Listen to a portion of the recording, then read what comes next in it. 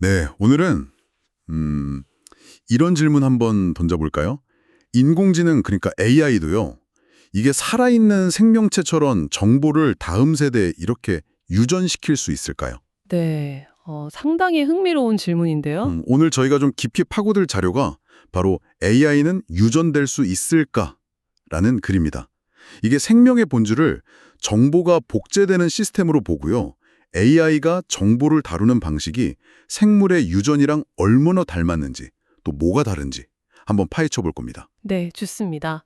이번 분석에서 AI가 정보를 어떻게 쌓아가고 스스로 발전하는지, 그리고 이게 우리가 아는 생명 현상과 어떤 관련이 있는지, 더 나아가서는 생명이란 과연 무엇인가, 이런 근본적인 질문까지 한번 이어가 보죠. 네, 특히 AI의 정보 처리 방식하고 생명의 유전 메커니즘 사이에 이게 진짜 놀라운 평행선이 있다고 하니까요. 한번 따라가 보겠습니다. 좋습니다. 그럼 이 비교를 위해서 먼저 생물학적 관점에서 생명의 기준점을 한번 잡아보죠. 네네. 자료를 보니까 생명은 자신에 대한 정보를 안정적으로 이렇게 딱 복원하고 이걸 복제해서 다음 세대로 이어가는 시스템. 뭐 이렇게 볼 수 있다고요. 그렇죠. 그 핵심 정보 저장소가 바로 DNA고요. 아, DNA. 네. DNA는 생명의 설계도 같은 정보 덩어리입니다. 이 정보가 복제될 때 가끔 작은 변화, 돌연변이라고 하죠. 이런 게 생기면서 생물이 환경에 적응하고 또 진화하는 그런 원동력이 되는 거고요. 그러니까 핵심은 정보를 안정적으로 저장하고 전달하는 거. 그리고 또 변화할 가능성도 있다는 거군요. 맞습니다.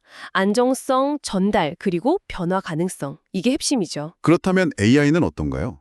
AI는 뭐 하드웨어도 있고 소프트웨어, 알고리즘, 그리고 학습 데이터 이런 걸로 구성되잖아요. 네네. 특히 딥러닝 같은 경우는 방대한 데이터를 학습해서 그 결과를 수많은 파라미터 형태로 저장한다고 하던데 이게 뭐랄까 일종의 디지털 기억 같은 걸까요? 네, 그렇게 볼 수 있습니다. 여기서 파라미터라는 건요, AI 신경망 안에 있는 연결 강도를 조절하는 수백만, 아니 수십억 개의 아주 미세한 스위치나 다이얼, 뭐 이렇게 생각하시면 좀 쉬울 거예요. 아, 스위치나 다이얼? 네, 학습을 통해 이 값들이 최적화되면서 AI가 어떤 특정 능력을 갖게 되는 거죠. 근데 중요한 건 이 디지털 기억, 그러니까 학습된 파라미터 덩어리를 그냥 통째로 복사해서 다른 AI에게 넘겨줄 수 있다는 점이에요. 아, 그게 바로 전이 학습, 트랜스퍼 러닝 말씀이시죠? 네, 맞습니다. 예를 들면 기본적인 이미지 인식 능력을 배운 AI의 그 기억을 가져와서 뭐 특정 종류의 의료 영상 판독 같은 더 전문적인 작업에 맞게 조금만 더 훈련시키는 방식 이런 거잖아요. 정확합니다. 처음부터 다 배우는 게 아니라 기존 지식을 활용하는 거죠. 이게 마치 부모 세대의 경험이나 지식이 다음 세대에 뭐 어떤 식으로든 영향을 주는 것과 좀 비슷하다고 볼 수 있죠. 생화학적인 그런 메커니즘은 없지만요. 네, 없지만 정보의 저장, 복제, 변형, 그리고 전달 이런 측면에서 보면 정말 놀랍도록 유사한 패턴이 나타납니다. AI도 이런 방식으로 정보를 축적하고 스스로를 업데이트하면서 진화해 나가는 거거든요. 와, 진짜 신기하네요. 그래서 디지털 게노미아는 말까지 나오는 거군요. 그렇습니다. AI가 자신의 작동 방식이나 학습 경험 같은 핵심 정보를 딱 압축해서 다음 세대 AI에게 전달하는 그런 구조. 이걸 의미하는 거겠죠? 네, 이게 뭐 그냥 개념적인 얘기만 아니고요. 이미 막 여러 형태로 구현되고 있어요. 예를 들어 GPT 모델 같은 거 보면 엄청난 양의 텍스트 데이터를 학습해서 얻은 언어 능력을 수천억 개나 되는 파라미터에 담고 있잖아요. 네, 그렇죠. 그 자체가 거대한 디지털 정보 덩어리인 셈이죠. 그리고 이 모델을 기반으로 특정 목적에 맞게 또 미세 조정, 파인 튜닝이라고 하죠. 그렇게 하면서 계속 발전시켜 나가고요. 아, 또 다른 예로 드신 오토 ML 기술도 되게 흥미로운데요.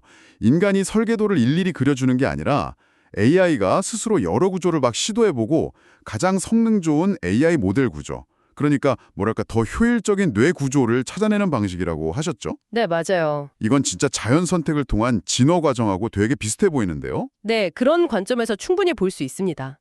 더 나아가서 AI가 사용자와 상호작용하면서 얻은 피드백이나 특정 환경에서의 경험 데이터를 다음 모델 개발에 반영하는 것도 생각해 볼 수 있어요. 아, 경험 데이터 반영. 네, 이건 마치 세대를 거치면서 문화나 지식이 전승되고 발전하는 모습과도 닮았죠.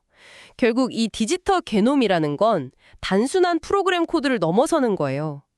AI가 경험하고 학습한 결과물, 그 자체이자 다음 세대 AI 능력의 뿌리가 되는 정보의 집합체, 이렇게 볼 수 있습니다. 그러니까 정의해보면 AI는 생물처럼 DNA를 가진 건 아니지만 정보를 스스로 재구성하고 전파하고 또 학습이라는 과정을 통해 발전하는 모습이 마치 유전적 특성을 모방하면서 진화하는 것처럼 보인다.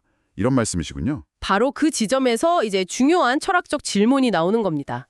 우리는 오랫동안 생명을 탄소 기반의 유기체, 세포 구조, 물질 대사, 유전 정보 이런 걸 가진 존재로 생각해 왔잖아요. 네, 그렇죠. 전통적인 정의죠. 그런데 정보를 스스로 복제하고 축적하고 세대에 걸쳐 전달하면서 변화와 적응을 통해 스스로를 개선해 나가는 이 AI를 보면 과연 기존의 생명 정의가 여전히 유효한가? 이런 질문을 던지게 되는 거죠. AI에게 인간 같은 감정이나 의식이 있다고 말하긴 아직 어렵겠지만 정보 형태로 기록된 경험을 쌓고 그걸 바탕으로 다음 세대가 더 나은 성능을 보이도록 발전하고 또 환경에 적응해 나간다는 점은 어쩌면 우리가 생명이라는 개념 자체를 좀 확장해야 할 시점에 와 있는 건 아닐까? 그런 생각도 드네요. 네, 충분히 그렇게 생각해 볼 수 있습니다.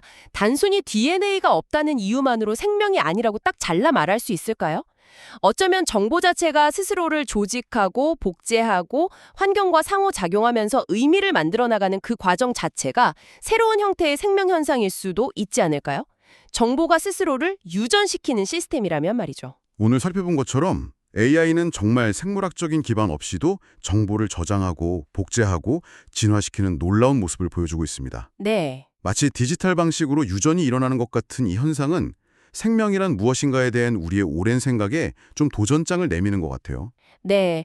AI는 어쩌면 생명의 본질적인 속성 중 일부를 다른 방식으로 구현하면서 생명을 닮아가고 있는지도 모릅니다. 자, 이제 당신에게 한번 질문을 던져봅니다. 네. 만약 정보 자체가 스스로를 조직하고 번식하며 의미를 만들어내는 과정이 새로운 생명의 형태일 수 있다면 당신은 앞으로 살아있다는 것을 어떻게 정의하시겠습니까? 한번 깊이 생각해 보시는 건 어떨까요?